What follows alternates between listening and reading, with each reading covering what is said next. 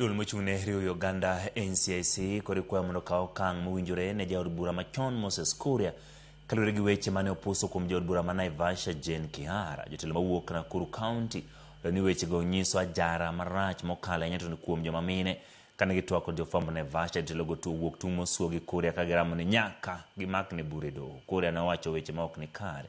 Jaod bura Kihara kutude kod tho mar wuon pare, gino makoro gikwayo bad migepe mochung'ne nonro mondo kaw ndamo mager.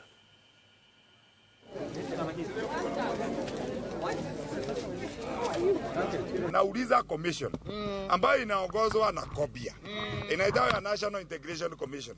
Sasa wewe nawe na unajiita mhubiri, kwani unaangalia nini?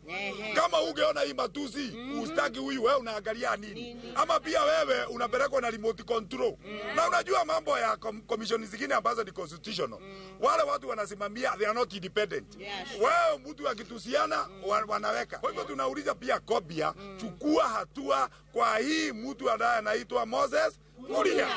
Achukuliwe hatua, na tunataka kuona Kobia ukichukua hatua. Ama kama sivi hata wewe uhame. Na tunakataa kabisa maneno ya siasa, wanaume kukua wanapiga wanawake. Na hasa kwa maneno.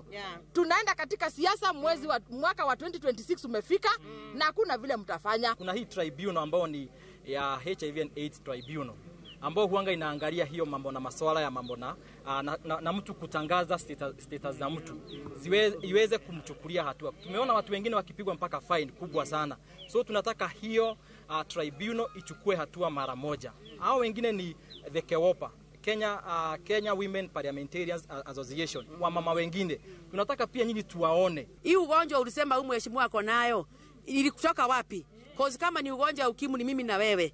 Wewe ni unajua kwa nimetoa. Wewe ndio unajua nipata aje. Tungetaka kujua. Sababu ulisema ako na ukimwi. Tema uheshimike usembe. Kama ilikuwa masaa mbaya labda ulikuwa umetumia ile uji ya wasee ukakuwa umepoteza network.